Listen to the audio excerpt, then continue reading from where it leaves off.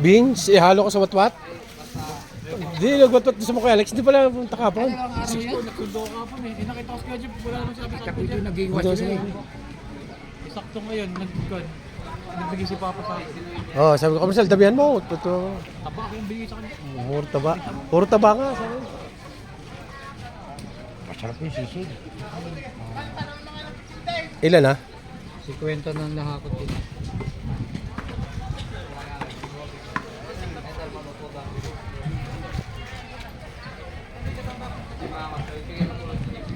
Kunti ang gulang.